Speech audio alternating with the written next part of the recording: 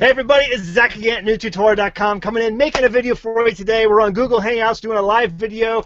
By the time you see this, it may or may not be live, but I have Rob Skiba again on my channel. I got to talk and sit with him for a few times in San Diego just recently, a few weeks ago, and we were like, man, talking back and forth, hey, we got to get another video going because there's just too much stuff to talk about out there.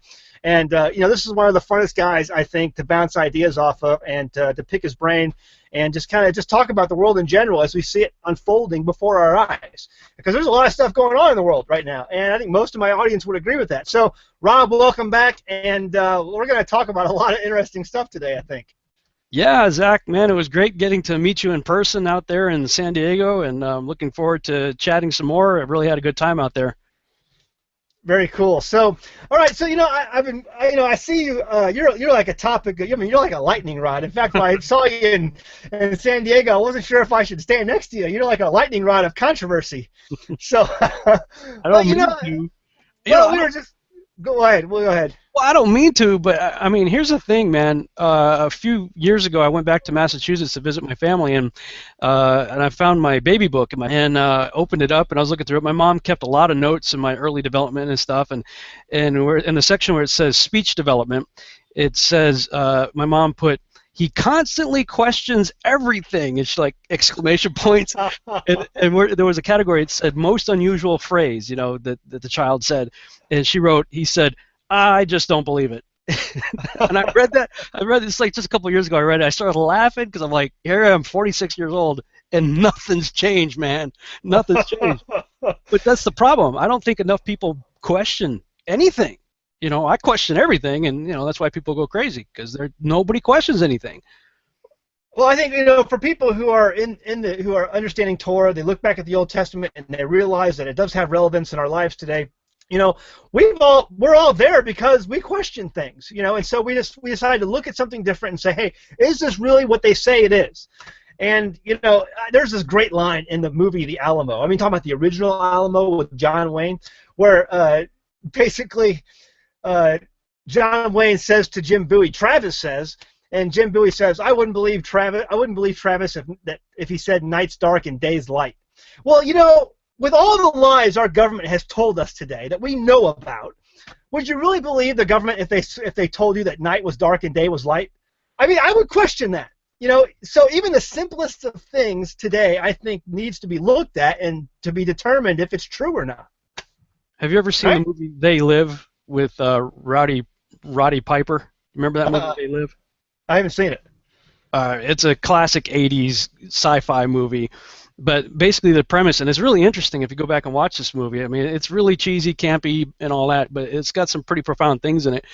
He goes to a church, and he gets these glasses. He finds these glasses in a church, and when he puts them on, he's able to see the deception that's all around us. I mean, basically the Earth has been taken over by aliens, and is this the lizard? Is this the lizard people got things? It's kind of like that. I mean, they're kind of okay.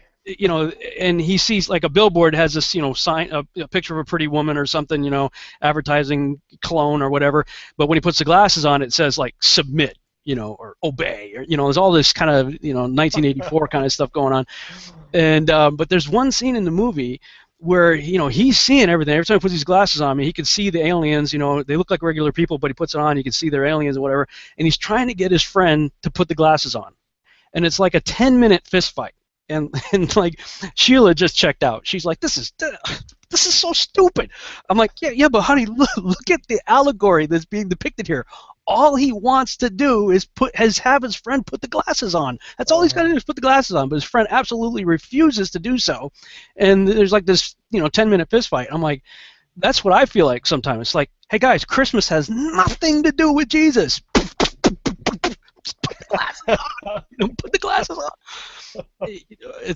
And that's what it feels like. I mean, if you spend time on my Facebook page, that's what it's like. Christmas, Easter, and of course now this new subject. But no, that's totally true though. Getting people to put the glasses on, it's tough. People don't want. And so here's my deal. I've seen you in the last few weeks really come under some attacks on my Facebook feed. And really, here's the deal, guys. I don't get on my Facebook feed to just see what y'all are doing.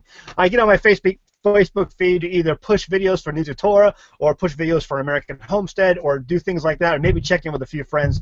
But, from time to time, I scroll through my feed, when I don't have my better sense, and I see some of the attacks coming in at you, and I'm just like, oh my gosh. And all right, here's it. I don't necessarily agree with this whole flat Earth thing. In fact, I've made my entire list, and I really did try to put the glasses on. I'm like, okay, I'm going to see what Rob's trying to see, and I went through Mark Sargent's videos, every single one of them, and for a while there, I was like, oh my gosh, and then I stepped back and I started redoing a little bit of research, and I'm not there, for sure not there. But here's the deal: for those on my friends list or whoever who is attacking you for even bringing up the topic, because here's the deal: there are some questions that I find hard to be answered by some of the things he brought up and you brought up, and others. So I have no problem with people asking the questions, and to be honest, this is how we all got here in the first place. So, why the attacks? Let's lay off and even if even if at the end of the day you think one way and I think the other, is that going to end our relationship? I mean, that's like the whole thing with people getting divorced over Christmas trees in the house, or so the wife doesn't see Christmas but the husband does, and so the husband leaves the wife. I mean, come on. Yeah.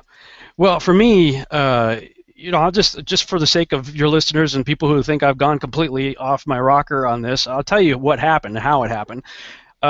People were for quite a while trying to get me to look into this flat Earth thing. I mean, I kept seeing stuff on my Facebook feed, and I was just ignoring it and blah blah blah. And finally, I mean, they were really persistent because they hear me say all the time, question everything, test everything. I'm on a quest for truth, and they were calling me on it. They're like, okay, if you're really on a quest for truth, Rob, why won't you look into this? I'm like, are you kidding me? It's the 21st century. This was settled 500 years ago, guys. I mean, hello, right? And somebody laid the gauntlet down and said, okay, Rob, prove it. Well, okay, fine. It should be easy enough. So the first thing we do, this is our reflex action, is we go to the photographic evidence. Well, I've got to show you something here, man. I just posted this yesterday, but I'm going to show it to you in Photoshop. Can you see that? You see these Earths on the screen?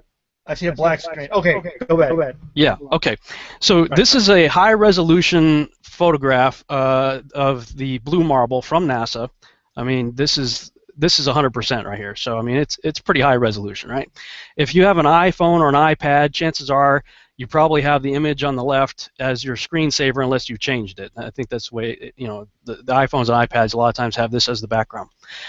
Okay, you look at this, it's supposedly an official photograph of the Earth, until you start zooming in and you see where they are using the Photoshop clone tool to replicate clouds.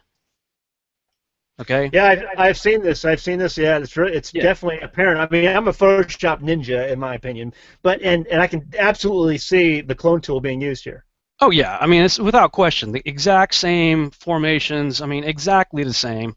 And the more you start looking at the alleged photographs of our Earth, you keep finding, and in fact, NASA just comes right out and admits it.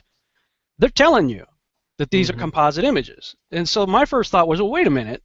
You're telling me that you guys are shooting full pictures of Jupiter and Saturn, for crying out loud, which are way bigger than the Earth. You're getting full shots of Jupiter and Saturn. Now we're going out to Pluto, Mars and everything in between. We've allegedly got pictures of everything in the solar system, but all of the pictures of the Earth are composite images and artwork and terrible Photoshop editing. Well, I don't know that they're all that way, because I mean, I looked and I found lots of different satellites, not just from U.S. satellites, but other countries' satellites, and I found pictures of the Earth, just by doing a pretty good search on Google. I mean, there's a lot of different pictures of Earth, and they even give some of the satellite. Each one gives a satellite name of the satellite it came from. Yeah. Okay. Some of them do.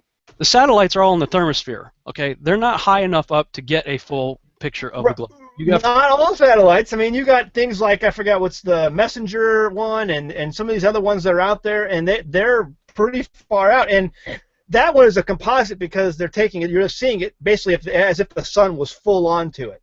But some of these other ones, most of them, you can only see like half of the Earth, or a fourth of it, or 3/4 of it. Yeah, they're composites because they're saying that the satellites have to go through multiple passes, and they're laying down strips of images, and so they got to take the strips of images and put them together. But then you have the let me go back to my blog and show you. I'm going to do a screen share on that. Hang on just a second. Because even the Japanese footage, I mean, almost everything I've seen so far is crazy. This right here, this video is, can you see this? Yeah, I can see it. Okay, this is from NASA's JPL, okay, Jet Propulsion Laboratories, which was founded by Jack Parsons, who is an occultist who was practicing sexual magic rituals out in the desert with L. Ron Hubbard, picking up where Aleister Crowley left off. So, I mean, first of all, I mean, we've got to acknowledge, we have to acknowledge the history of NASA, right? I mean, NASA was founded by these guys right here, a whole bunch of Nazis. All right, Nazis. And then you got people like Jack Parsons and occultists and stuff like that. So, and most, if not all, of the astronauts were either Freemasons or related to people who were Freemasons or members of other secret societies. So right there, every flag I've got is going off, every red flag. You've got a logo that looks like a serpent tongue surrounding the letters NASA. Never a straight answer, as some would say. Okay, so I'm questioning all that. Then I look at this video. This is supposedly from JPL, from the Galileo space probe, okay, at 1.3 million miles away from the planet. This is a 25-hour time lapse of the Earth rotating. Okay, the problem is 25 hours, not a single cloud is changing, morphing, dissipating, arriving, nothing. This is a marble spinning around. That's what it is. No way are you going to tell me that clouds don't, you know, appear, disappear, move in any way. This, I mean, nothing is moving here. Yeah. So I'm going, okay, really? Now, first of all, not only is the Earth supposedly rotating 1,000 miles an hour, but it's supposed to also be going in an orbit at 67,000 miles an hour. So you're going to tell me that this probe maintained a perfect, absolutely perfect, motionless view of the Earth as it's trying to keep up 67,000 miles an hour pointing at the Earth at 1.3 million miles away? Right. I don't know. All I know is that when I did the search, when I was challenged by a sergeant and a couple other people to go out and find him, they can't find any. I did a search, and I'm finding not only our country, but other countries' satellites that they have out there, because there are others besides us, and I can find them. I can find photos of, you know, which name the satellite it came from, and they look pretty real. Not because that blue marble is pretty easy, but I'm looking for other things besides the blue marble, and there's lots of them out there that I can find. Okay, like the Kugia. This is supposedly the Japanese. Oh, it's got commercials. The Japanese. Let me see what happens there. Okay, this is supposedly the Japanese flying over the moon to show the Earth.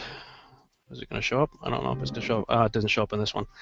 Anyway, you could. Yeah, I know what you're saying, but yeah, there's the graphics that looks like graphics to me. But and I mean, I went to school for CGI. I mean, I have 2 degrees from one of the most expensive universities in the country, Full Sail University, and I know graphics, CGI, and so that's what I went to school for. So I can tell it when I see it. You know, some of these things that they have put out there are very much propaganda, in my opinion. Dude, it's horrible. I thought I could find it here, but you know, for the sake of time, I'm not going to. But people can look it up. But there are a lot of less sexier pictures that you can find on the internet at these space websites. I think a lot of the ones that they push out to the public have been dressed up to look cool, because they want to make science look cool, and really science is pretty boring. And so the pictures they actually give from the satellites don't look so great, and that's the ones you can find online. I mean, I've found lots. I mean, they're all over. Okay, these are other Earth marbles. Okay, the scale of the United States of America is completely blown up compared to this one, compared to other pictures we've seen. So the question I have is why?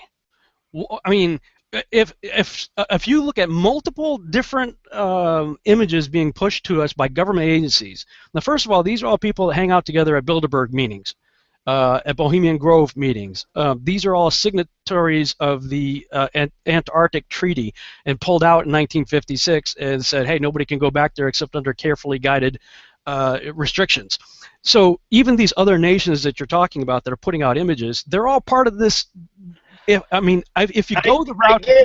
I get it, but Russia is not exactly our friend now. I mean, so we've been told by who? We're ready to go. I mean, we're not ready to go at it with Ukraine and all this stuff, and Putin and Obama. There's no love lost there, and so I just think that if what's the big deal? Let's just say the Earth is not round, and these guys know about it. Why not? Because it's the U.S. and NASA who's pushing most of this. Why not have Russia and Putin, or any of these guys, any of these countries, China, who have technology, come out and just say, hey, listen, the U.S. has lied to you. Here's really what's going on.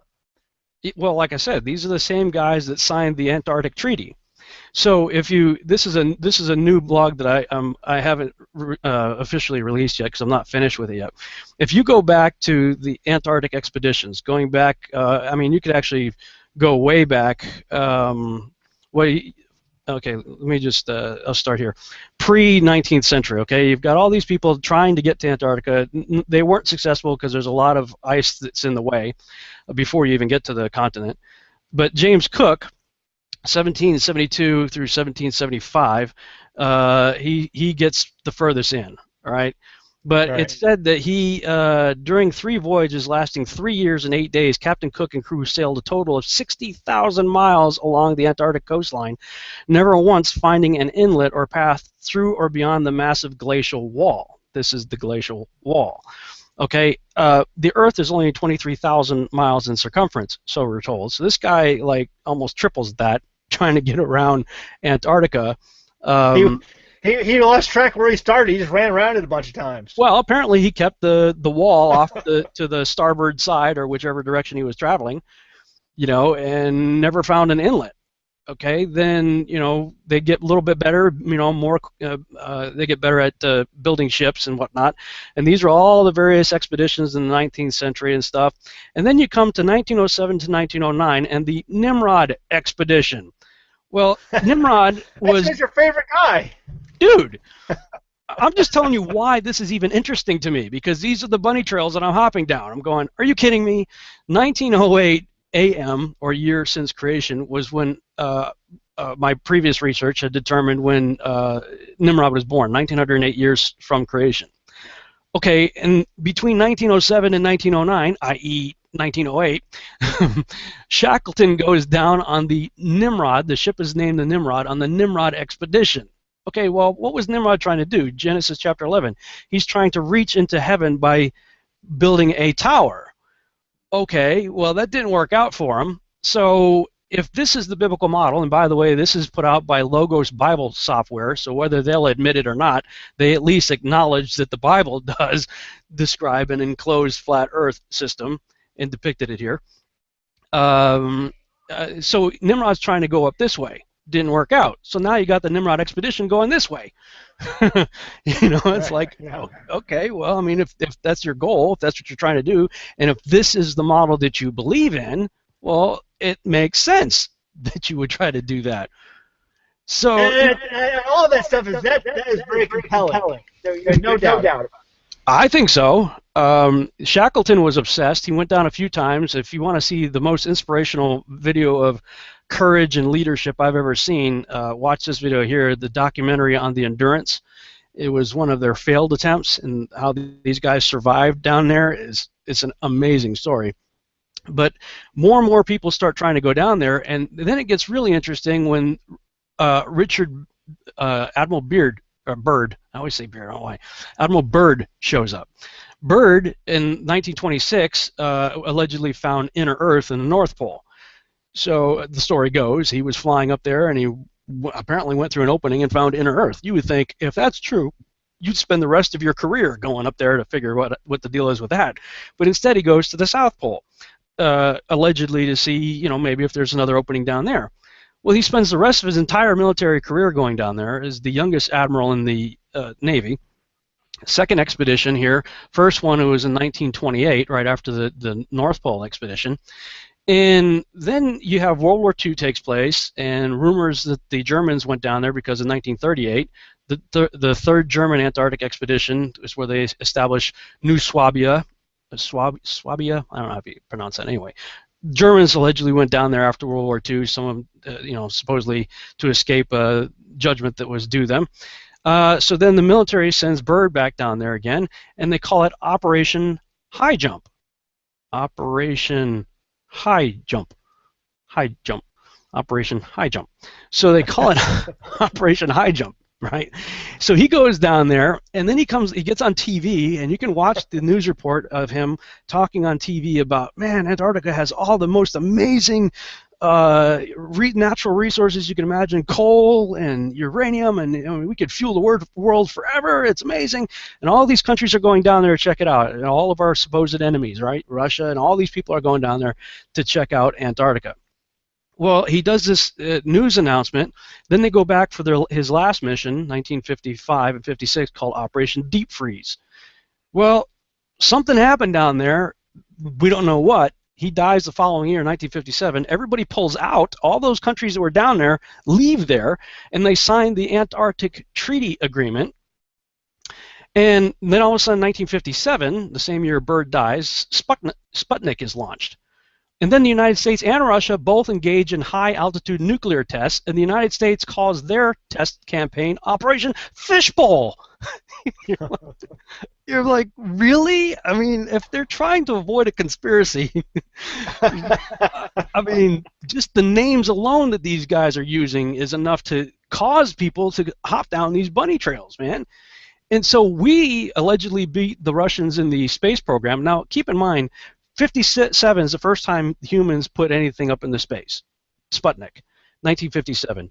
In 13 years, we went from drawing on a piece of paper to allegedly standing on the moon with software and equipment less sophisticated than my iPhone? Seriously? All right, no. We're not getting into a moon landing debate because, all right, we agree on that probably. So.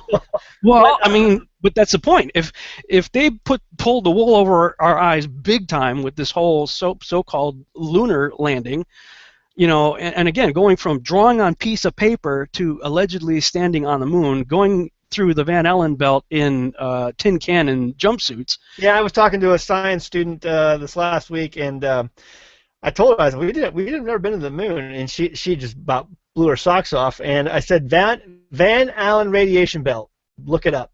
And she kept saying, but I said, Van Allen radiation belt, look it up. Right. And that's that, and it's I'm with you. Well, I mean, all you have to do right now for all the skeptics out there is just Google or go on YouTube and search for Project Orion radiation. After they retired the space shuttle program, the new program that they're doing right now is called Project Orion, and you'll see all these videos. I've seen at least 3, maybe 4 videos where NASA scientists are saying, we're still held up right now because we're trying to solve the problem of the radiation problem. We want to make sure we have enough shielding on the ship to protect all the equipment and the astronauts because of the. What did you do before? Yeah, exactly. You're trying to do spending all this time and money to solve the so-called radiation problem to protect equipment and astronauts for Project Orion. It's like, why don't you just go back to the tin can and jumpsuits that you used back in the 60s and 70s? Because they don't work. Bingo. Now. Yeah, I'm with you. I think there's some good evidence to place Stanley Kubrick as being the one who helped them get away with all of it, and I've looked at all that, so I'm on the same page with you. I'm just, my thing is, like I said, I still have all of these points, bang, bang, bang, bang, where I'm just like, no, on the Earth being round stuff. Hey, hang on. I'll see if I could do something on the air live here, if I can. Falls on the moon. Astronaut falls on the moon. The picture we all have of the Earth that everybody's used to is this one right here. This is the one everybody's seen, right? I mean, everybody's seen this picture. In fact, I used to have wallpaper in my bedroom that looked just like this, except the difference, I had the exact same foreground, but I had this Earth, not this one. I've gone all over, everywhere I can look for wallpaper companies. The original one that I have on my wallpaper in my parents' home in Massachusetts does not have this version of the Earth on it. Although this is, I mean, look at the clouds and everything. It's exact same thing. So this is obviously a composite image right here. So even the wallpaper that I grew up with my entire life is a scam. So, but this was taken by Apollo 17. So if you go to Apollo 17 and check out the astronaut falling on the moon video, they're going to probably run a commercial here. Hang on a second. Yeah, they're going to devices and data plans are flooding your. I don't want to waste time on that. anyway, just people can do it themselves. If they do a search, I don't want to deal with all the commercial and stuff, but if they do a search for astronaut falling on the moon or Apollo 17 astronaut falls on the moon, and watch the way this guy, it literally looks like he's yanked up. It doesn't look like he stands up like any normal human being. I mean, the dude gets yanked up. And so you're like, I mean, he didn't do anything that you would consider normal. You know, I'm going to see if I can find the NASA. I produced a video on it last night, but the problem is the USB cable that hard drive is usually plugged into. I have this camera plugged into right now, so I can't go there. I get it. But oh man, I think it's on this. It's gonna drive me crazy now. There's a image of the I think it's Jack Schmitt on the moon on the NASA website where it's man, it's driving me crazy. I can't find it right now. Oh, I'm going to produce a video. It's going to be out probably in the next day or two. But okay. If I could find it right now on the NASA website, so I could prove to you that I'm not scamming you or anything. Oh, no. I mean, I know, and people need to do their own research. I'm totally there with you on the moon landing. The problem I have is just some of the evidence when it comes to where we're at for hang the on. Earth being around. I already downloaded it. People can either believe me or not. I frankly don't care. But here's the. Can you see my Windows Explorer here? Okay, this is a picture I downloaded. Apollo on the moon. Okay, can you see that picture in Photoshop? Yep. Okay. So I went to the NASA website, Apollo 17, downloaded this picture, zoom in on the Earth. Can you see the Earth? Yep. Okay. In Photoshop, I go into Image, Adjustment, Levels, start tweaking with the levels, and what do you know? There's a square box around the Earth. Why? Someone put it there. It's not real. Well, okay, here's the problem, man. This is Apollo 17. The same people that brought us the most famous picture of the Earth that we've ever seen, same people. I mean, this is the kind of stuff that makes me say, hey, you know what? I don't believe a thing you're saying. How many Now, real Photoshop ninja would not have left the box around it. Well, I mean, considering this was, done in the 70s, I mean, give it a little bit of credit. Well, they should go back and retouch up. Come on. Well, they should, but sometimes I almost wonder if some of these guys are leaving this stuff as breadcrumbs for people to figure out. Yeah, maybe. I mean, how? That's what Stanley Kubrick was doing. I mean, the guy who did Full Metal Jacket. I mean, he was leaving. I mean, that's the whole thing with him leaving breadcrumbs. I'll let people do their own. I don't want to get down that rabbit trail. There's too much other stuff to talk about. But there's a documentary. I forget the name of it, where a guy does a breakdown of The Shining, and shows how Kubrick was putting in plain sight all the clues you could ever imagine to prove that he was the one that did the lunar landing footage. And I mean, it's a great video. You have to just go Google it, Shining, Kubrick, moon landing or something, and watch it. So, okay, so now I have a question though, real quick. Didn't he die? He died right after he did Eyes Wide Shut. How did he die? Just wondered. Oh, I don't remember if it was a heart attack or something. That might be interesting. Yeah, a heart attack. Okay. Yeah, right. That's the easy way to knock people off. I don't remember if that's how he died or not, but I mean, so NASA, we can't trust anything coming from NASA. I mean, if anybody's trusting NASA at this point, I mean, there's nothing I can do. I mean, God bless you, as we say in Texas, bless your heart. Yeah. There's nothing more I can do to help you at that point. Okay, so but we go up into in space supposedly for all these Apollo missions. Meanwhile, and let me put you back on the new blog that I'm working on here. We're doing all our stuff up there in space. Meanwhile, the Antarctic expeditions continued through the 50s, 60s, and well into the 90s. And I stopped in the 70s right here because this was when the Apollo program ended in 72. But you'll notice in 72 through 74, they had the 18th Soviet Antarctic expedition. So the whole time we're going up, okay, now remember, we were all down there together when Byrd was down there after World War II. All of a sudden, everybody pulls out, and then they signed the Antarctic Treaty, including Russia. These are the countries right here, Operation Deep Freeze in 56. The nations who are poking around down there, along with the United States, all pulled out. Then all of a sudden, Russia sends up the first satellite, 57. Meanwhile, Argentina, Australia, Belgium, Chile, France, Japan, New Zealand, Norway, South Africa, the Soviet Union, and the United Kingdom, and the United States all signed the Antarctic Treaty in December of 1959. So whatever they found down there, they all pulled out, and then they signed this treaty saying nobody could go back down there except under carefully guided conditions, and they will be, restrictions on that. There's an international patrol down there, so you can't just like pick up and say, hey, I'm going to go check out Antarctica. No, you're going to be met with a patrol.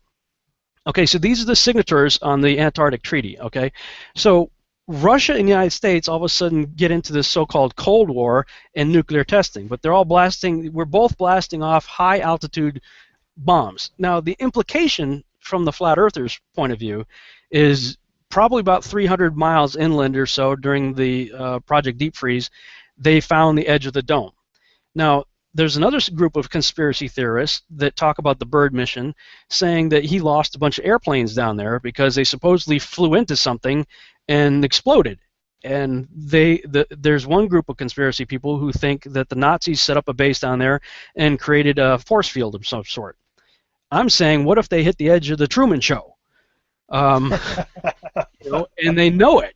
And, everybody's pulling out of it. And again, at this point, I'm asking as many questions as you are, man. I have more questions than I have answers, but I'm looking at this, flipping the board, going, well, the circumstantial evidence is very compelling. They leave, they sign this treaty, the United States and Russia start blowing off high-altitude nuclear bombs, and the United States calls it Operation Fishbowl. And then the Russians send up Sputnik, then we allegedly beat them in the space race, and then Russia sends almost 40 expeditions down to Antarctica while we're playing around with Apollo. So, and then, of course, the United Nations adopts the azimuthal equidistant map as their logo, which just so happens to be the flat earther model map. So, I mean, at the very least, this should pique somebody's attention out there to say, hey, maybe there's something worth looking into. And frankly, that's all I'm doing. Now, this was my early investigations. But we know from 1 Thessalonians chapter 5, verse 21, it says, test all things. All things. Does all mean all or not? I think all means all. Test all Only things. the things, that the government says haven't sanctioned you not to, to investigate. Well, sure, or the church, and this is what really gets me upset. I did a radio show last night. I lost 7 friends on Facebook after this radio show. Okay, last night's radio show was allowing the Bible to speak for itself, and that's all in my original blog that I did up here. All right, so before we go into the Bible stuff, because I've looked into the Bible stuff and I've looked at all your verses, I see zero evidence. Dude, zero. In fact, every single one, I think you could look at it and use it. When I went through the whole Hovind study and I was going through the Hovind theory and all that stuff, I think the Bible and that theory and other things couldn't account for every single Bible verse as a round globe. I used to think the same thing because I taught creation science for many years using Hovind's material. When he came through town, I had his 12 VHS set on creation science, Dr. Dino. Used to teach the same thing. I've been to the Creation Science Museum down in Glen Rose, Dr. Carl Baugh, looked at his canopy model and all that. Used to teach it all myself as recently as December, in fact, when I did my Yahuwah Triangle series.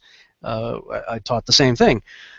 The problem is, if you go back and look at these texts again without the preconceived notion that you have, Zach, exactly the same as I did. If you go in, I know, but I can't get. I'm like, I can look at that. My point is, I can look at it from both perspectives. I can't see one of them ruling out a round Earth, because I think it could work. I think those verses could work with a round Earth just as well as they could a flat. Well, the only reason you think that is because you have the preconceived notion of a globe. No, But if you, no, no. if you, I'm trying to look at. I'm trying to look at the both ways and say, hey, could this work for flat? Yeah. Could it work for round? Yeah. well, the problem is that the text doesn't agree with you. First of all, it says Give me an circle. example. All right, so let's Well, go through examples. Go through okay, examples. first of all, it says circle. It doesn't say ball, sphere, or globe. I know. I know. I know. Okay. Okay. I get it. But That's either number way, one. a circle, a ball is a circle. When you look at it, it's a circle. It is circular, but Right. If it I'm has, looking at it, if I'm it, looking at it in a 2D fashion, it's circular. It's a circle. yeah, is a round table is a round table a ball? If you look at it from the top, No, it's not a ball no matter how you look at it. but it's not same ball. It's a circle. It's a circle. A round. Right. Now we got three words to play with here: ball, round, circle. Okay, but when I look at the moon, I see a circle. If you look at it, it's clearly spherical. Yeah, well, but it looks like a circle in the sky. It's a big circle in the sky. Yeah, but it has shadows that indicate that it's spherical. I'm just saying. Yeah, I know it's a sphere. It's a sphere, but you can also look at it and have it be a circle too. It's both, in my opinion. It's Well, both. yeah, if I took a photograph of it, I'd say, look at the circle. Yeah, it's a circle. Look at the circle. So why did if Isaiah knows the difference, and he does, if Isaiah knows the difference between a ball and a circle, why doesn't he use the Hebrew word for ball in Isaiah 40:22? Why is he I using don't know. Did they play basketball back then? I don't know, man. Well, okay, go ahead. And the reason I got them listed this way is because most scholars believe that Job predates the Torah. That Job is the oldest book in the Bible. So I'm like, okay, fine. I think he's I think he's post flood. Well, yeah, Right? he's post-flood, pre-Moses. Right. Okay. And he describes the sky being spread out, strong like a molten looking glass. Right.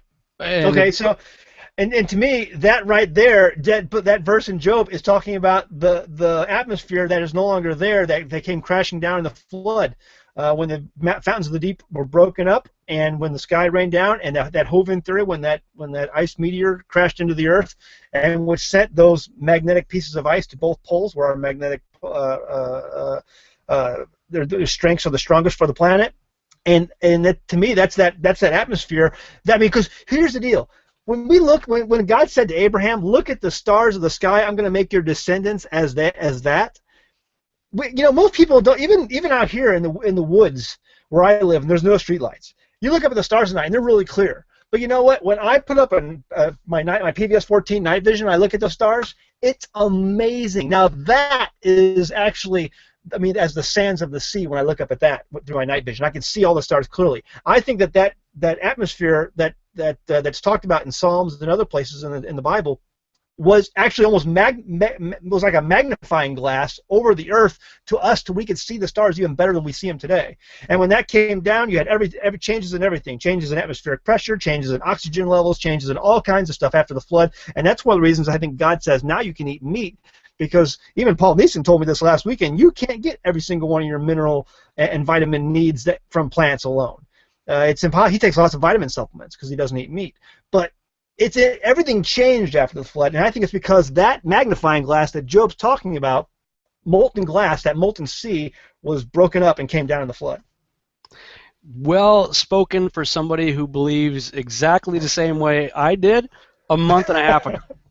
Okay, all right. So tell me why I'm wrong. Tell me why I'm wrong. I want to know. Look, I'm saying I believed exactly the same way you just articulated, and Okay. I couldn't have said it better. If you've studied Hovind and you study these things, then you would think that. But so, all right, I'm open. Tell me. Okay, so I looked at it exactly the same way. The problem is I looked at it just like Hovind and Baugh and you and anyone else who believes that, with the preconceived notion that we're on a globe. So when we think about that, we kind of wrap all of our, it's a preconceived notion that we're pushing on the text. The problem with that, however, is when you read in Genesis that he says, let there be a firmament in the midst of the waters, separating the waters from the waters, right? Word Right. firmament is rakia, and that's where, Baugh and others have talked about it, is, it's this pressed down, beaten like metal, hard thing that's separating, it's an air bubble basically separating water from water. And he calls the area inside of that, he calls it heaven. Okay, that's a different word, Shemaim. We got rakia and Yeah, but Shema. there's different firmaments, because later on in that chapter, or the second chapter, he says, "Let the birds come forth and let them fly in the firmament." In So the the firmament. birds fly, yeah, the birds fly in the firmament. Which so there's multiple firmaments, and Paul even acknowledges this when he says there's the third heaven. So there's like this heaven that we have right now that the birds fly in. There's the heaven that the stars reside in, and then there's the third heaven where our Father resides in, where his throne room is, and he uses earth as a footstool. So I see that as the three different levels, and you've got different firmaments, right? Well, we have different Shemaims, two different words. There's one Rakia, firmament, Okay. Rakia, and the heaven. He called the firmament heaven. Okay, in verse 8. And from that point on, everything else that we read in Genesis 1 is in that firmament. Outside of the firmament is water, everywhere. Water, water, water, everywhere, water. Okay, that's the reason why the Logos Bible software depicts this, because that's exactly what it says. It says there's waters and there's a firmament that Right, but separates water those from. waters are gone. They're not there anymore. It collapsed during the flood. Well, I could agree that whatever was above this firmament was collapsed during the flood. The problem is it says the sun, the moon, and the stars are placed in the firmament, not outside the firmament. That's what it says. And I've looked at that in multiple different translations, and I'm like, man, I can't believe I've missed that for 40 years, but I did, because I was trying to put my preconceived notions upon the text based on good men of God like Karl Baugh and Kent Hovind and others, saying no, the sun, moon, and stars are outside the firmament, because the firmament that they talk about is this ice canopy surrounding the earth. Well, they say it could be ice, but it could be water too, or water Whatever it was. vapor. I mean, yeah, It's whatever. Right. they have it encapsulated outside the earth, surrounding the earth, but the sun, moon, and stars in that model are outside of the firmament, not in the firmament, like Moses says. Well, it's different. It's different firmament, right? I No, mean, different heaven. You're confusing the words. okay. So Shema, show me. So you're saying that the firmament the birds fly in is a different Hebrew word than the firmament that the stars reside in? there's only one firmament. There's a beat down metal canopy, if you will, and Isaiah refers to it as a tent within which it is stretched out and within which everything is, underneath it. That's the firmament. Inside the firmament is heaven, the heaven that we would call sky, or atmosphere or space. It's all Okay, in. so what you're saying is the Logos Bible software graphic. Can you put that back up? Yeah. You're saying that that's the actual what is actually there now. That's what the Bible describes. Now, whether there's still water up here above it, let me enlarge this. Is that better? Yeah, I got it. Mm-hmm. Okay. This water up here apparently, may have not gone away because of the flood. The windows of heaven were opened, and apparently all that stuff poured down, I guess. Okay, so then my next question comes to you then is, all right, let's just go down this road or rabbit trail, whatever, and we see this picture, and I mean, Mark Sargent, he espouses that everything you're seeing there is basically a projection. Is that what you're? No, I don't agree with that. that. Okay, so then all right, then my question is, then what? Then what? Yeah, What am I looking at up there? Yeah, I don't agree with his assessment. In fact, I heard him on Coast to Coast AM the other day. He was my entry level guy into this stuff. He's the first one I ever heard. Sure. Since then, I've listened to a lot of other guys like Eric Dubay, who is the most articulate of all of them, I think, that I've seen or heard so far. But there's a number of things that I don't agree with Mark Sargent. I mean, he went down the whole path of the Anunnaki and all kinds of other stuff. I'm like, dude, really? Yeah. Okay. But how many times does the Bible refer to angels as stars? Amalek is Hebrew for angel. I have never heard it used. Oh, except for Lucifer. Well, I mean, there's a number of places where the word star is used to apply to an angel. Like I saw a star fall from heaven, and to him was given the key to the bottomless pit. Right. Revelation 9:1.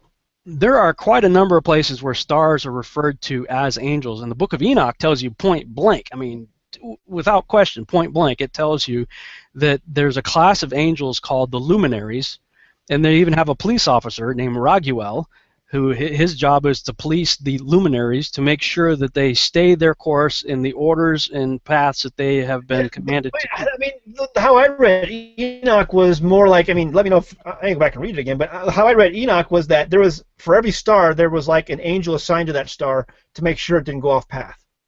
Yeah, but go back and read it with the idea that the angels could be the stars. Okay. Now, I'm not saying that that's the case. I'm saying this is the path that I'm on right now because I've done a number of shows with Doug Hamp on Quest for Truth where we're going through the book of Revelation line by line, and on numerous occasions he's pointing out how the word star is often applied to angels. And right. You know, and he's using it as a metaphor, but you know, all of a sudden now with this kind of new idea in mind, I'm thinking he may be more right than even he realizes, because I know he doesn't go down this path.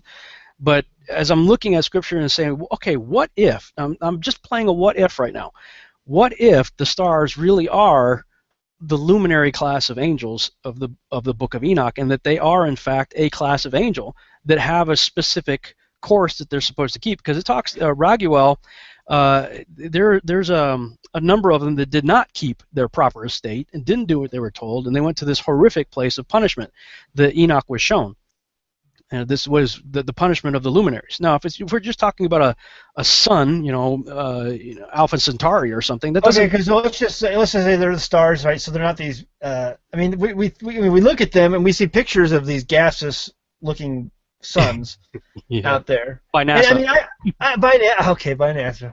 But I mean, but here's the deal, though, too, guys. I mean, like, I have this guy. I worked for this guy at this healthcare company I was doing software development for, and there was this guy there who had his own $30,000 backyard unit. I mean, it was like this giant telescope thing that he had spent like an arm. Like, he was a amateur astronomer, but not really an amateur. He was kind of like a step or two above that because he had invested so much time and money for so many years into this. He felt like he had his own $30,000 unit telescoping system, and I'm like, there's a lot of people on the earth who have their own systems who are into this stuff that aren't connected to a government or anything like that, and they can see these things. We're looking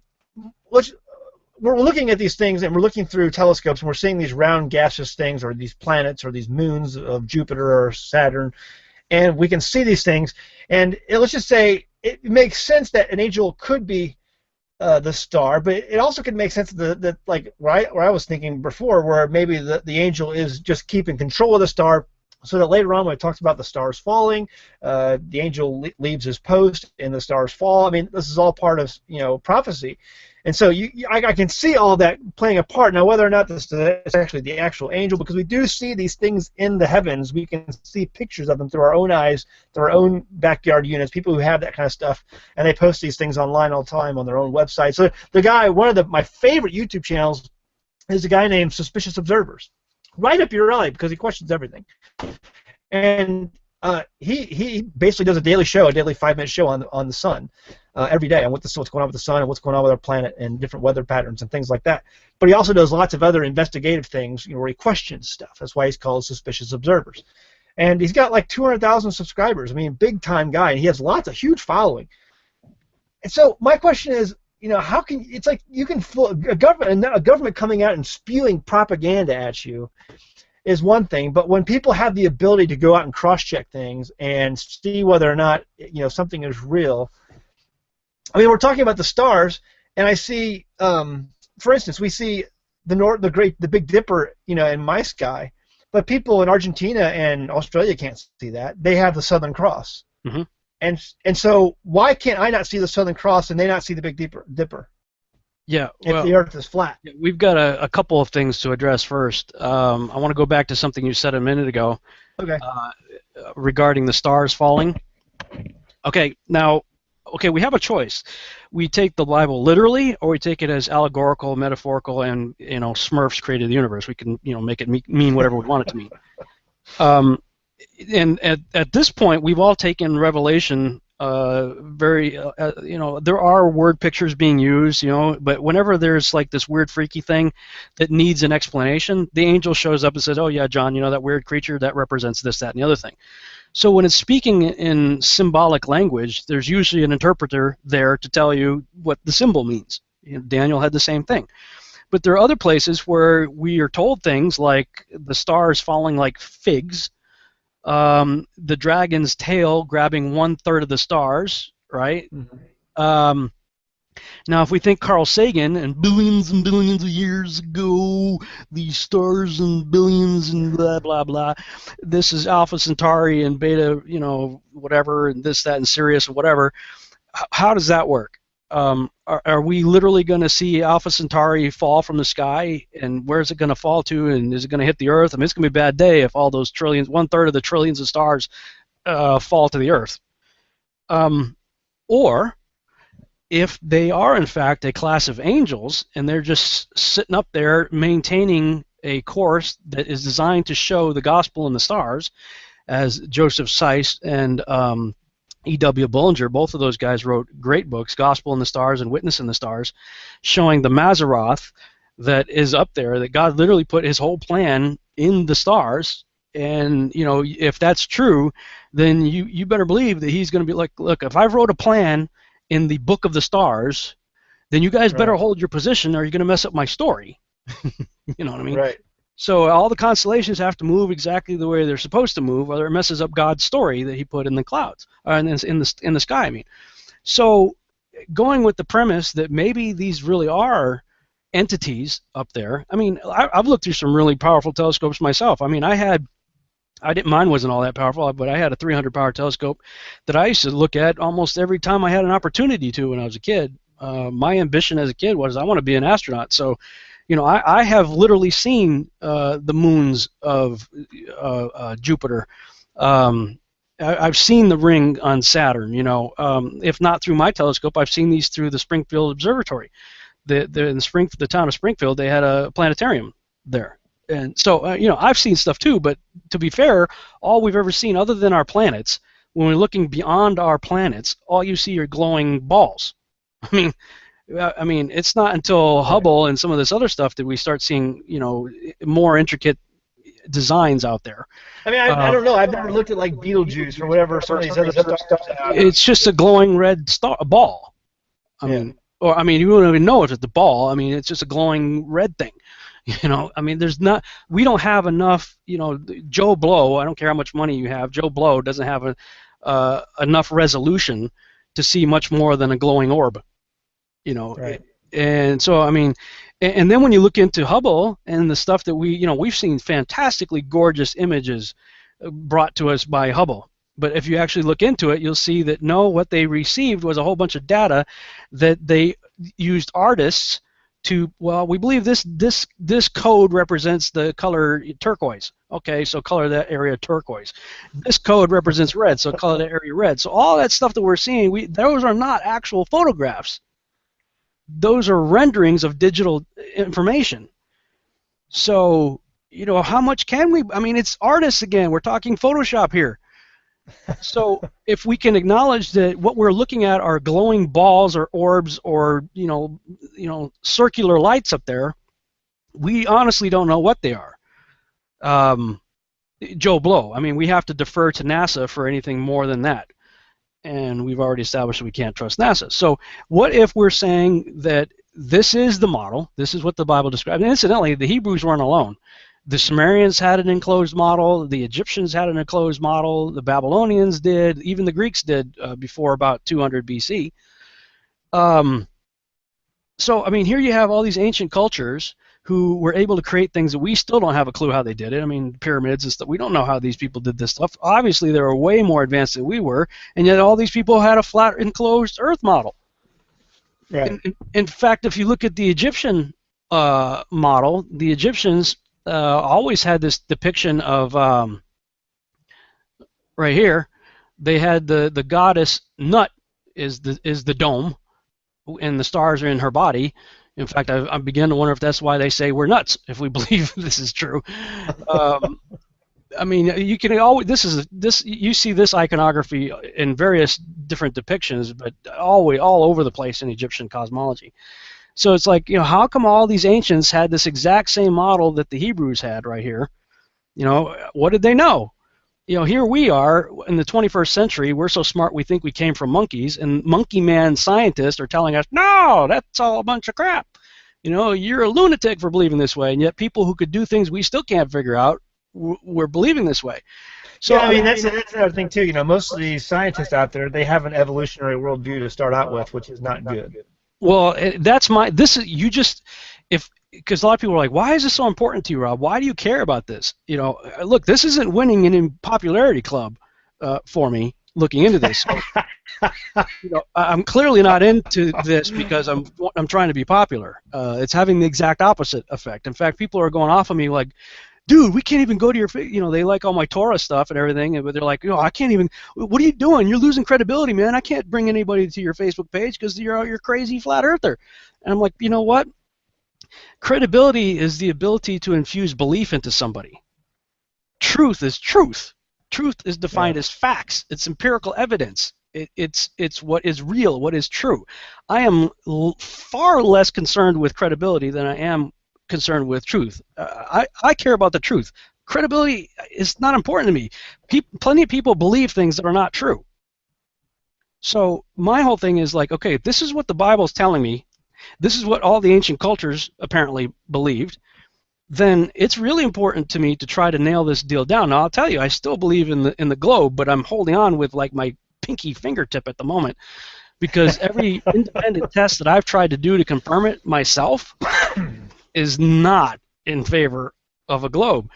And so, I'm looking at the biblical model. I'm looking at this. And I'm saying, well, what if this is true? The sun, moon, and stars are in the firmament. Now, this is heaven, and here, this is rakia, firmament, separating water from water. If that's true, then all those scriptures that we read about where the stars are falling from heaven, and 1/3 of them, we know that 1/3 went with Lucifer, makes a whole lot more sense. Now we're not talking about Alpha Centauri, a blazing sun out there leaving its realm in the universe and coming here. We're talking about angelic hosts that followed the father of lies coming here. So the idea, people are like, what would be the benefit for perpetuating a deception like this? Well, yeah, it's a good question. I mean, because again, you have to have all this agreement between all these people, all these men on the planet, and so yeah, the thing is, why? What's the big deal? Because and Mark Sargent, I think, made a okay point. When he talked about, well, this would acknowledge God, and science would have a lot to answer for, and people would have to really re-examine what they believe.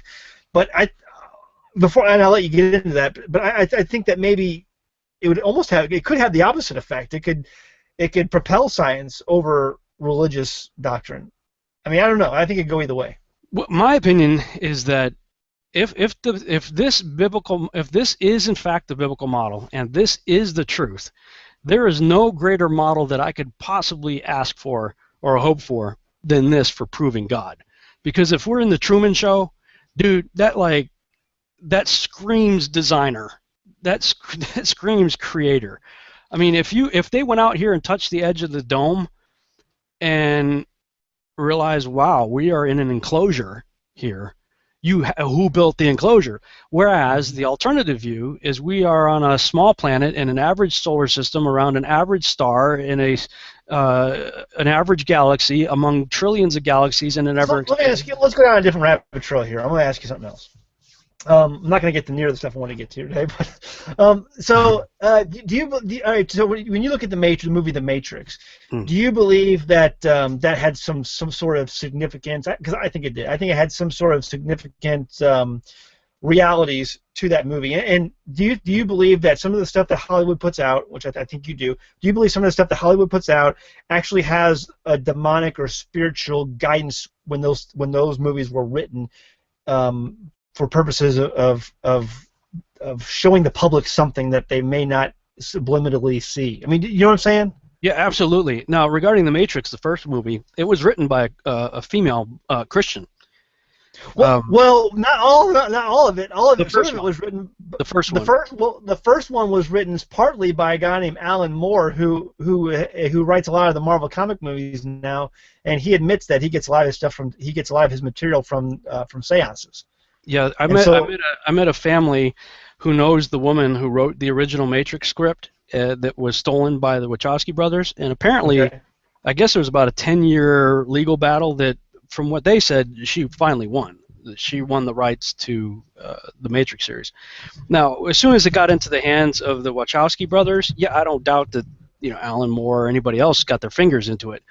But the initial concept and story was yeah. From what my friends have say they know this woman was there. But do they get their information? Does Hollywood get their ideas from elsewhere? Absolutely, I would say that is true. In the ancient world, there was this belief. In fact, I wrote this in the introduction to the Archon Invasion book. That there was a belief in the ancient world that if you had inspiration for artwork or poetry or music or the sciences, whatever, that it came from the Muses, which were these pagan deities. We would call them demons or Nephilim probably, or fallen angels. So there was a strong belief that inspiration came from elsewhere. And I honestly, I believe that's why Paul said to Timothy, because Timothy lived in a Greek culture, and I believe that Paul tells Timothy that all inspiration regarding the Bible, Scripture, is given by the Holy Spirit. In other words, we all believe that writing is inspired from elsewhere, but this particular writing, Timothy, what we call Scripture, is inspired by the Holy Spirit. So with that in mind, yeah, I mean, how many artists, musicians, writers, directors, producers, actors have we heard say that they channel? I mean, a lot of them say a lot of them do. I mean, lots of that. Hollywood is filled with that kind of stuff. And it begs the question now of looking at the Truman Show. Mm-hmm. Was somebody trying to tell us something from the other side? Where this was coming from? I mean, who knows where they got the script from or where the story came from? I mean, some seance or whatever. And so I find it funny that maybe it's just the way it is. But what's that saying? They say art becomes reality or whatever. It's I don't know. You know how you see things. Yeah. There you go. Art imitates life. I mean, it's so true. I mean, over the last 3 decades, we've seen so many technologies that were only existed in science fiction movies that have come true, and now are everyday technology that we all use. I mean, just my cell phone, for example. I mean, this was Star Trek stuff just 40 years ago. So I mean, it's 200 years ago you'd have been burned at the stake for talking about a cell phone or the capabilities of such technology. And so I don't know. It's interesting to see all this, and I'm very much in the camp of the round Earth, just because there's so much. I mean, like I said, I have a whole list of things. Maybe I'll do a separate video on that, but I don't know. I mean, it's all of it. Here's the deal, though. Here's one thing I do know is that I don't like it when people get attacked simply for asking the question. Yeah. Yeah, exactly. I have a big problem with that. It's like, look, I have not taken a position that I believe the flat Earth. I'm telling you the evidence is extremely compelling, and I'm questioning the globe, but I haven't made a definitive decision. I haven't said, hey, I'm a flat earther. I'm saying, hey, look at the evidence, because it's rather compelling. And then if people look at the Illuminati card game, how many times have people shown that card game had predicted stuff well in advance of 9/11 or a whole lot of other things? I mean, it's talked about it. There's all kinds of people out there talking about the Illuminati card game and how it depicts stuff. And they just happen to have a flat earther card that says people laugh, but the flat earthers know something. Further action, you may roll 2 dice. If your roll is equal to or less than the number of pieces you control, the flat earthers' weird alternative geology has led them to a gold strike, and you may draw as many plot cards as the number you rolled. What does that mean? I don't know. I don't know how the game works. I don't know how, what the rules are of it. But they also kind of compare it with NASA and show that it was shot on a stage. So whoever created this deal, I mean, clearly the globalists out there are following a script, because it's constantly affirming what this card game that was put out, I think, in the 80s or something like that. You talk about the Truman Show. I did a whole breakdown on the Truman Show, and I said, true man. It's so interesting. If you watch the show with a flat earther mindset, written from the point of view of Lucifer.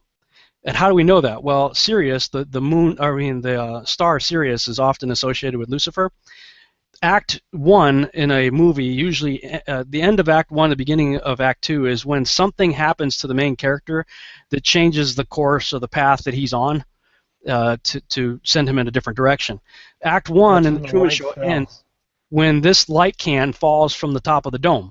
You know, they just show kind of this wide shot of the town, and you hear, you know, and then this lands on the ground, and Jim Carrey picks it up, and it says "Serious" right on it. And he's looking up at the sky like, what in the world? You know, this is one of the lighting. I mean, if you think about Satan and the falling star, Yeah. you know, I mean, it's like, dude, who comes up with this stuff? I mean, Well, it's this brilliant. is not done by mistake. No, this is all extremely deliberate. The Ed Harris character's name's Christoph, and there's another character, if I remember right, I think it was his boss or investor or something like that. His name was Moses. There's a scene where Christoph, who's the creator of the dome world that that Truman lives in, and he's talking, and behind him there's some stagehands wearing black T-shirts with yellow text on it, and the yellow text on their T-shirt says, "Love him, protect him." This shows that this is the environment created by Christoph, and everybody under the employment of Christoph, their sole mission in life is to love and protect Truman. Okay? Christoph says, "We accept the reality of the world with which we are presented." Later on in the movie, Jim Carrey is just having this kind of funny moment. They're watching him because there's cameras everywhere watching his every move. He takes a bar of soap and draws, I think his name was Truman Burbank, I think was his full name. So he uses soap, he draws an astronaut helmet around his head and plants a flag, and he says, "This is True Mania from the planet Burbank," you know, and he's looking around like he's inside the helmet. The implication is that the true story is the moon landing was shot in Burbank. It's very subtle. He goes out to sea. Now, earlier in the movie, Christoph had set some things in motion where Truman believed his dad drowned in the sea. So he, at a young age, was given a fear of the sea. So he wouldn't go out to Fiji or Tahiti or whatever it was that he was trying to. But he always saw posters of it, like this was the place to go, and always wanted to go. And anyway, he was always afraid of the water. But in the end of the movie, he's beginning to suspect some stuff. So he gets on a sailboat that represents free will. And Christoph says, you know, he's free to go. He's free to do anything he wants to. But he turns up a storm designed to get Truman to turn back. Well, biblically speaking, turning back, that's repentance. You know, he gives him so much of a storm that it practically kills him, but never more than he can handle. He doesn't kill him. It's all designed to keep him from going in a direction that he knows will not be good for him. The sail on the ship is got the number 139 on it. Well, if you read Psalm 139, practically the whole climax of the movie follows the script. I mean, follows it like a script, including when Truman goes missing, when all the cameras are not able to find him. Christoph says, "Cue the sun," because it's at nighttime. They couldn't find him. He's out at night, and Christoph says, "Cue the sun," and everybody they're like, "Well, it's nighttime." He's, "Cue the sun." So the sun comes up at night. Well, Psalm 139:12, "Indeed, the darkness shall not hide from you, but the night shines as the day. The darkness and the light are both alike to you." So he has control of the light and darkness. Anyway, the end of Psalm 139 says, "Search me, O God, know my heart, try me and know my anxieties. See if there is any wicked way in me, and lead me in the way of everlasting." Well, at the end of the movie, Truman runs into the edge of the dome, realizes, what in the world is this? And Christoph finally talks to him from the sky. He's looking up in this bright environment, the clouds, the sun, everything, and he's hearing the voice of God, as far as he's concerned, tell him, "Hey, I created this environment for you. It's no better out there. In fact, it's more dangerous out there. In here, you're loved and protected." And basically at the end of the movie, Jim Carrey says, "You know what, screw you, I'm out of here." And he steps out into outer darkness. So, and the real joke is on us, because at the end of the movie, we're all clapping. Yay!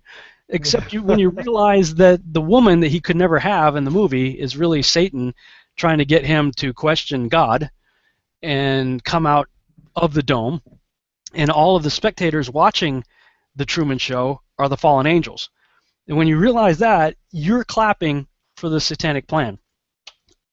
It's like, wow. I mean, it's like brilliant filmmaking if you ask me.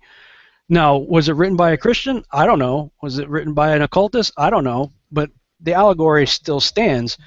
And if you look at it from this point of view, wow. I mean, it's an incredible allegory. I was just looking up the IMDb database, the Internet Movie Database review on the movie, just to let people know if you haven't seen it. You went through Rob's whole scenario there, and so it may make people want to go see it if you haven't. It is PG. It does have some mild language in it, so for the most part, I think if you have kids who are over probably 13 or 14 years old, it'd probably be okay for them. Use your own judgment on that. You can find the parental review on imdb.com. Just search for The Truman Show. But I don't think it was a bad movie. Me and my wife have watched it a couple of times, I think, over the course of our marriage, and I remember it well. And so, yeah, I mean, most of those things I remember that you're reading off there, and it's definitely interesting. Makes you go, Well, there are, now that my eyes are open to this whole idea, I'm finding Hollywood's been trying to tell us this quite a bit.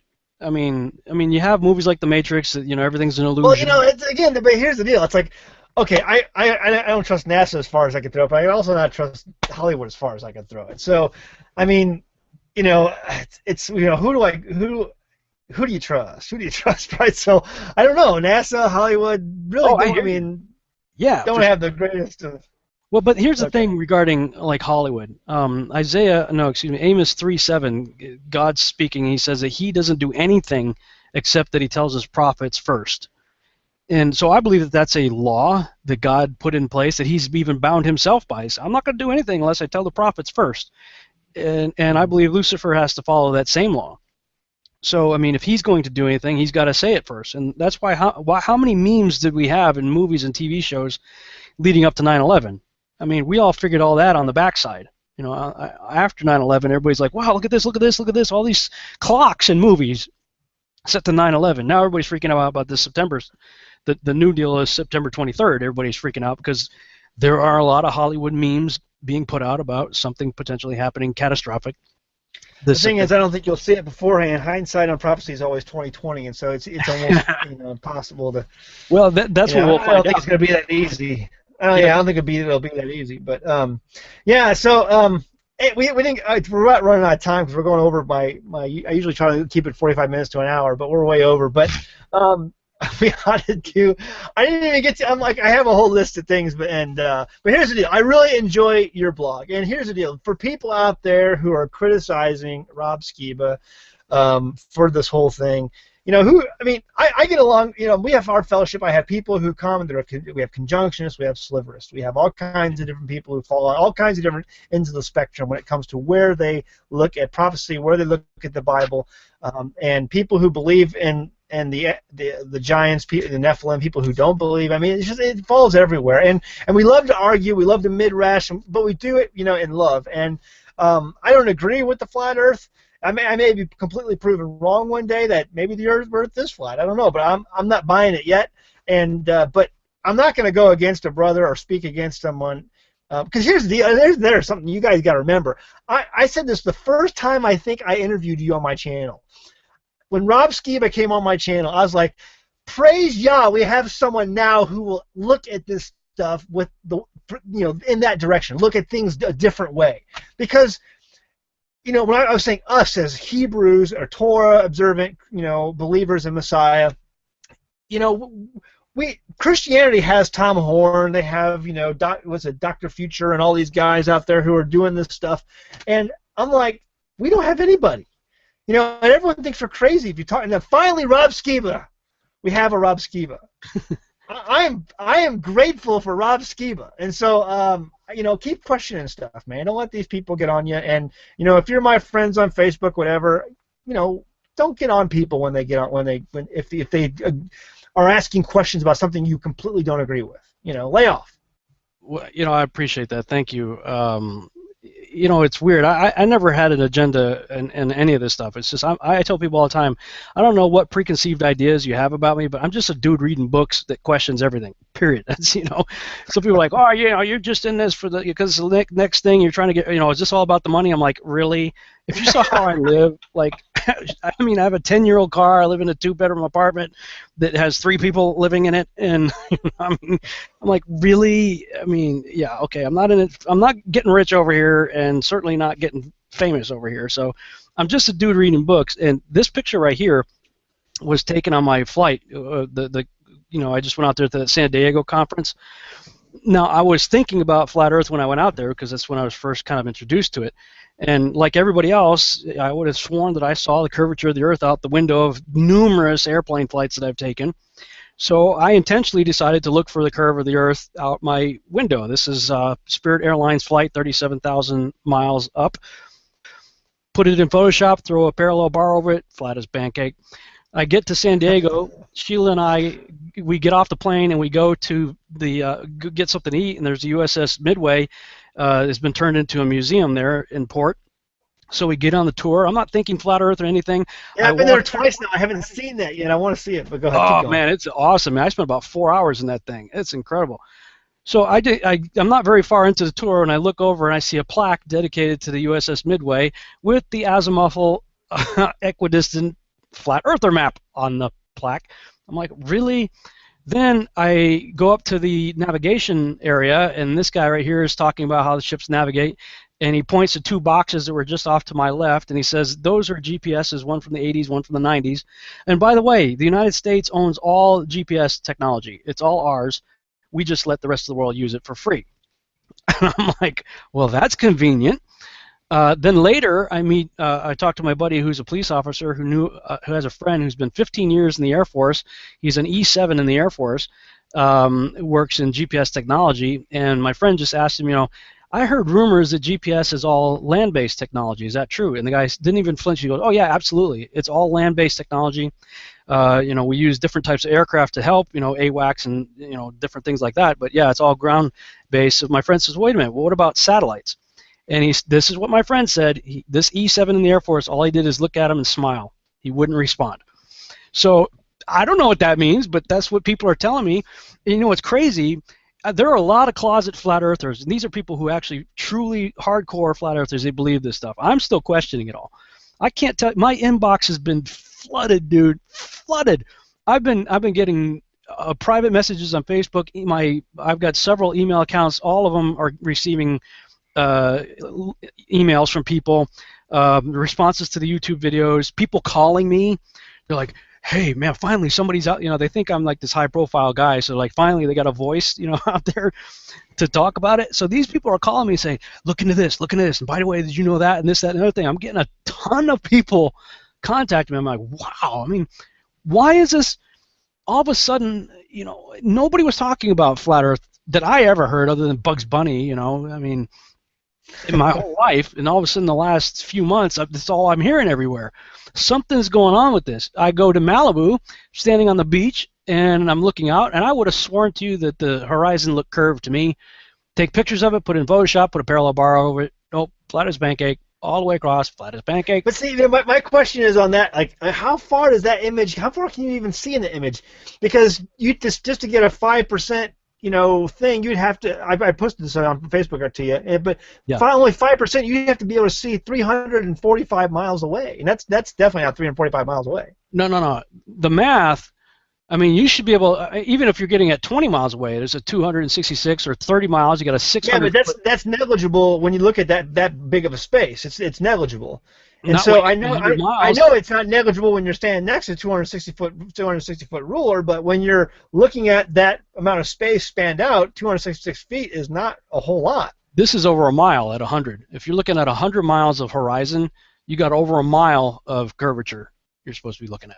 Okay, so somebody's numbers are off. Either mine's off or yours off. But when I was looking at it, 5% a 5% curve would span 354 miles or something like that. And yet you got everybody and their dog saying, we've seen the curvature out the window. You're crazy.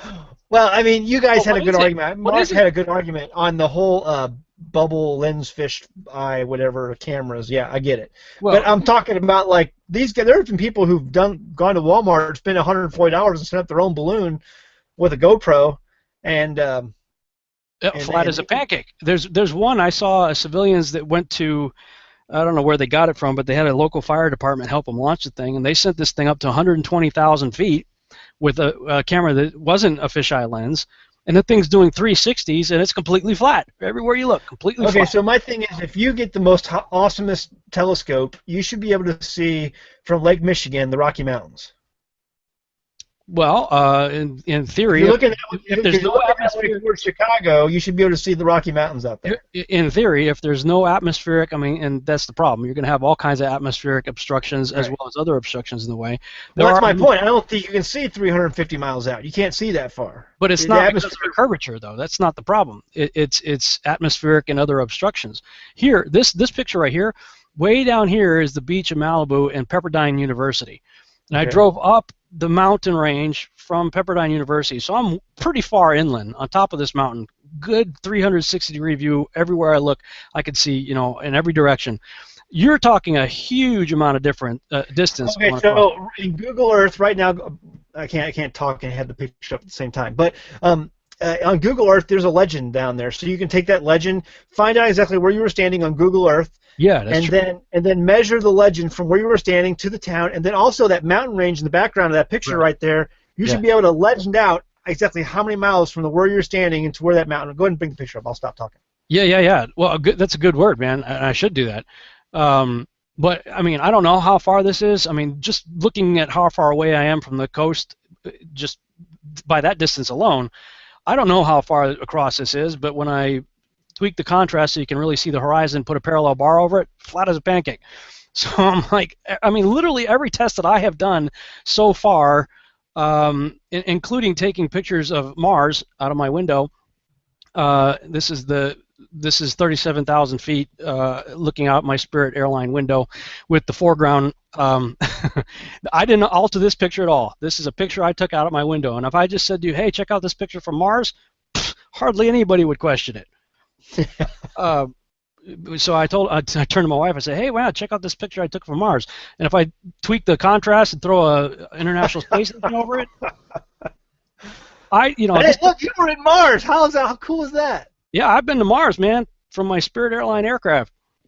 So I mean, look, I'm questioning all this stuff, and I think we should. Because you have Apollo 11 footage showing astronauts using this exact same trick to create the illusion of the globe from the space capsule, and that's going to be in the video that I'm going to post either tonight or tomorrow. I'm working on it right now. I'll have it up pretty soon. And part of that research, I also was looking up the axis of the Earth, and I mean, you can't make this stuff up, man. all right. Wait. This is the axis of the Earth, right? 23.4 degrees. From a 90-degree angle, 90 degrees subtract 23.4 gives you 66.6 degrees. Probably just a coincidence. I don't know. Totally coincidence. Totally coincidence. See, this is crazy stuff, man. This is why I question it. And I meet a friend of mine that's helping me write Seed. We go out to dinner, and he's following my Facebook stuff. And he said, "Man, I've been following your stuff." He says, "I got to tell you something." He said, "When I was a kid, I used to be a lifeguard in Ventura. And on a clear day, I could look out and see the Anacapa Arch. This is an island arch that's about almost 20 miles away. Now, according to the math, at 20 miles away, that should be 266 feet below. So give or take, because 18 miles, let's just say 200 feet below. The arch is 40 feet high. He took the math problem to he's telling me, he's like, look, on a clear day, we could look out, we could all see the Anacapa Arch. He took this picture. So he takes the math problem to a professor at a local college, and he says, okay, what is the math, the curvature of the Earth, an object that's 40 feet tall at 18 miles away, should we be able to see it? And the guy did the math, said, no, this is how far below the horizon it should be. You should not be able to see it. So then my friend says, the problem is we've all seen it. He says, what do you mean? He goes, the Anacapa Arch. All of a sudden, you're hearing the Flintstone sound effect, and the math teacher turns around and looks at the board, is like, well, that's weird. Yeah, it is weird. You're not supposed to be able to see this stuff. And then you had the dude, Joshua Nowicki, take this picture of the Chicago skyline from 60 miles away. Well, the math says the top of the Sears Tower should be like 900 feet below the horizon. You shouldn't be able to see this. So he sends this in, and now if I just showed you this picture, said, hey, here's the Chicago, or just took the picture and showed it to you, you say, wow, what a cool picture of the Chicago skyline. As soon as I tell you it's taken from the other side of Lake Michigan, your cognitive dissonance kicks in. You go, no, that's impossible because the curvature of the Earth, I know, you I shouldn't. know. So one of my hangups on like that, because there'll be videos out there on YouTube where people have posted things like that, and they say, "Hey, look at the Chicago skyline," and these are the guys who are proclaiming the flat Earth stuff, and they'll say, "This is one of the reasons why the Earth is flat. We know the Earth's flat. Look at the Chicago skyline," but then they close their comments off on the YouTube video, and they don't allow people to comment, and because there are some people who do allow the comments, and there'll be other people who know math way better than I do because I don't know math. But and they'll give their reasons why this is such and such and such and such, and they give their arguments. But there are guys, Mark Sargent was one of them, and some others were doing the same thing, where they would make a claim and then shut the comments off. And I'm like, dude, you should be able to allow your stuff to be peer-reviewed and analyzed and criticized by others, to find the same conclusions you do, or not, And I have a hard time with people who would close off their arguments. Yeah, oh, I mean, I understand why some of these people do that because I get bombarded, dude. Because I leave everything open. I'm like, everything's wide I do open. too. On my YouTube channel, I leave everything open. I don't, unless you're cursing and calling, somebody. I mean, unless you're doing something crazy, I don't ban you. So everyone has the ability to comment back. Some of these other guys, they completely limit it down. I'm like, come on, guys, leave it open.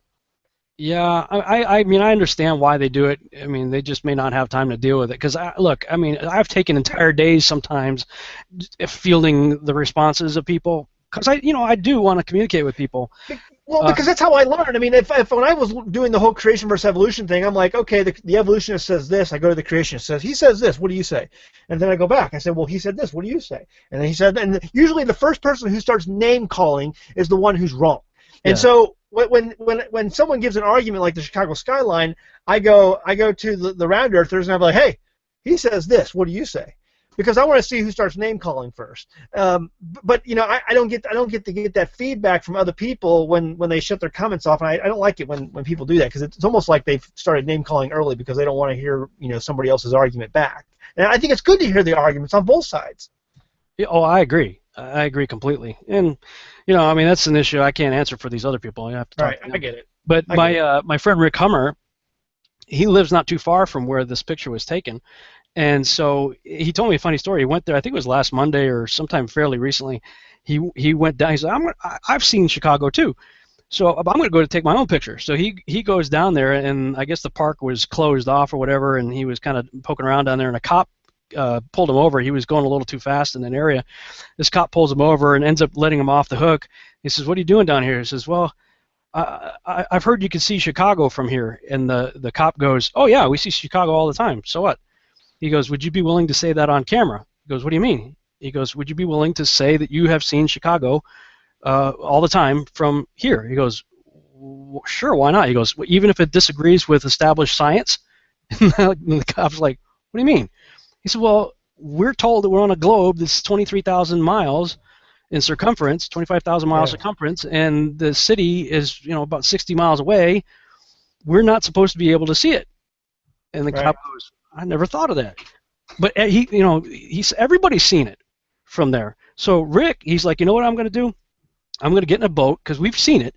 I'm going to get in the boat on a clear day and here on this side of Lake Michigan, and I'm going to put the camera on Chicago, and I'm going to just drive to Chicago and keep the camera on it, keep the camera rolling. Because I mean, the cognitive dissonance kicks in, and this knucklehead right here, if you watch this video, you could tell he doesn't even believe what he's saying. He's trying to tell everybody that that's a mirage. I'm like, have you ever seen a mirage? I mean, mirage is like upside down, inverted. Well, I've never seen that video. I have to look at it. I've never seen it. He says, what, though? Oh, dude. Let me just, okay. You got to see this. I might as well just play it here. Because it's just, I mean, this is why I question all this stuff.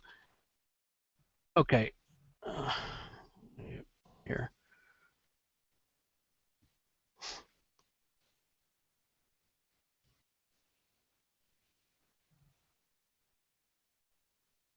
And are we going to be able to hear the audio? Yeah, we should. I don't know why it's not working here. Of course it's not going to work right now because we're live. I'm going to try here. Until I found this photo, Grandmere State Park. This is from Joshua Nowicki. And what you're seeing here is a mirage. We typically would not be able to see this from the Lake Michigan shore. We talked about this last night.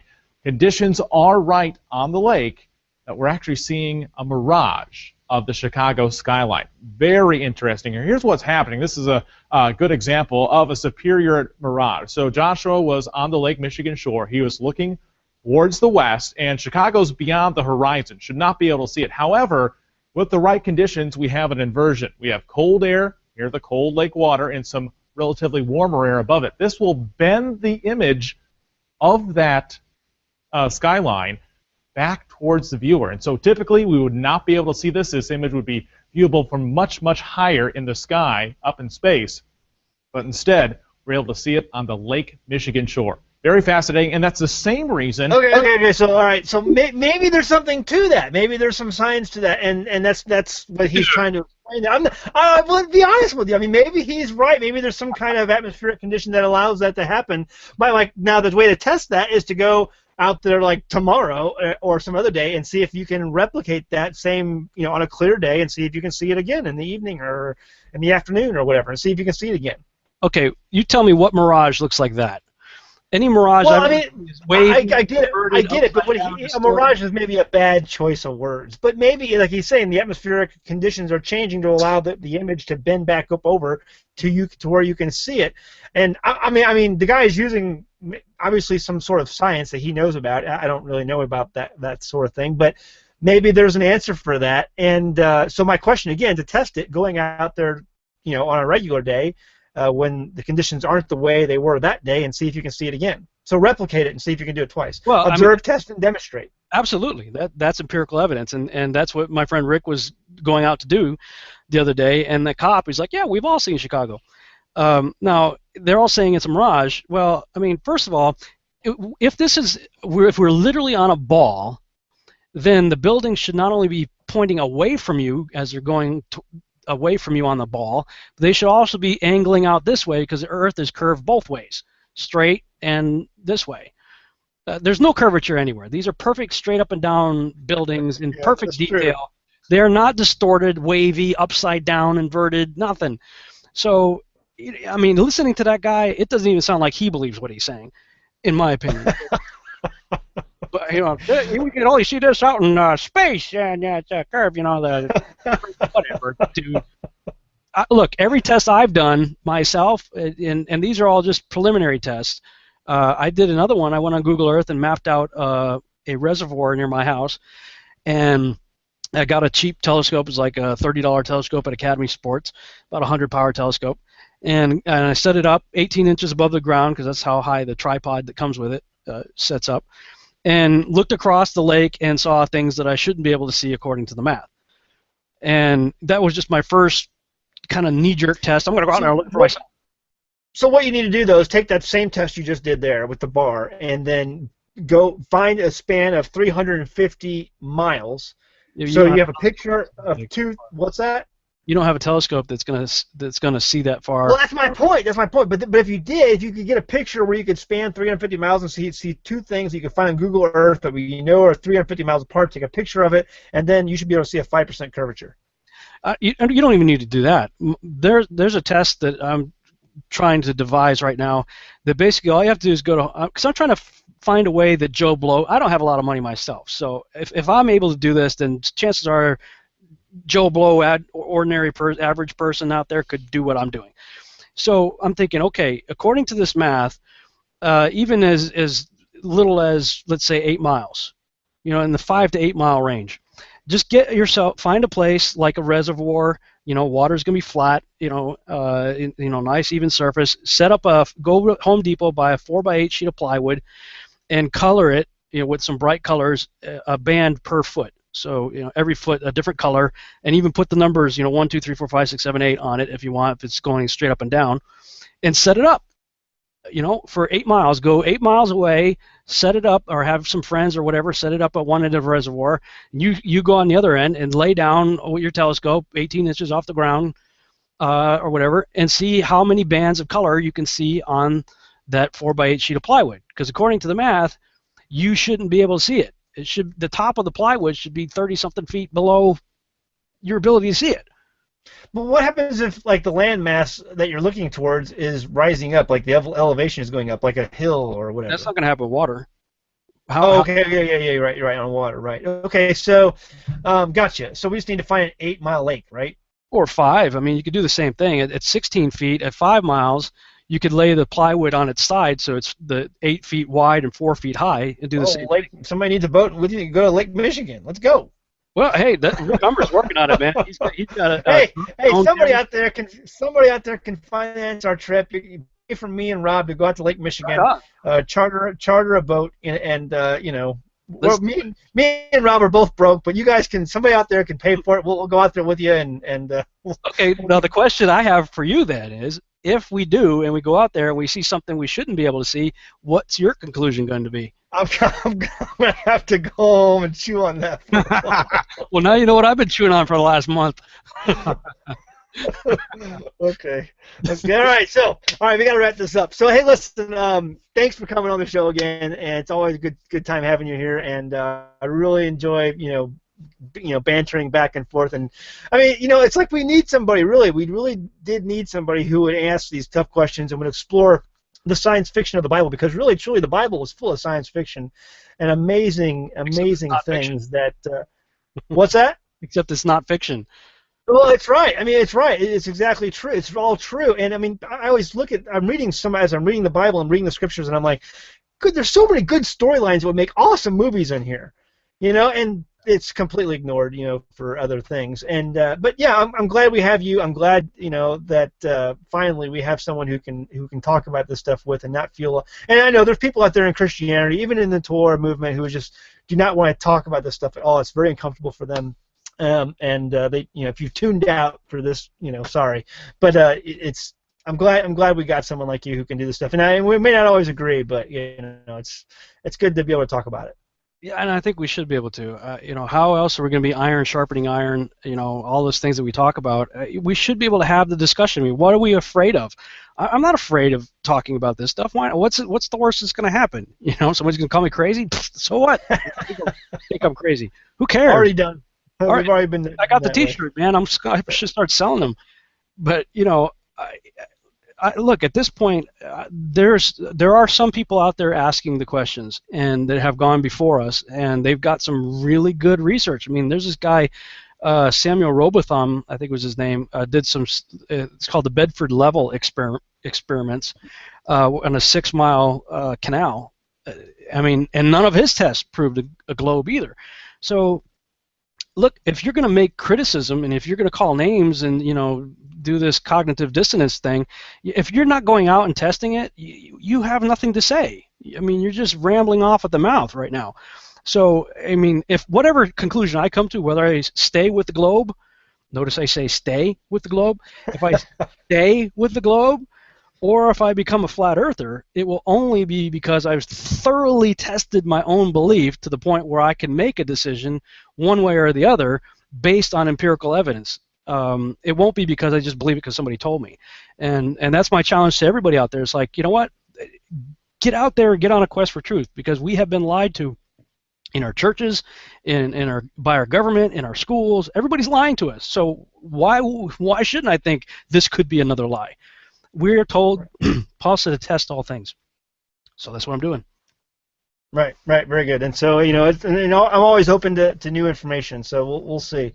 But listen, again, thanks for coming on. I gotta let you go. We are way past time, and I got a bunch of stuff to do, chores to do before the sun goes down. So, all right, we'll leave it at that. See you next time. Go home, read your Bible.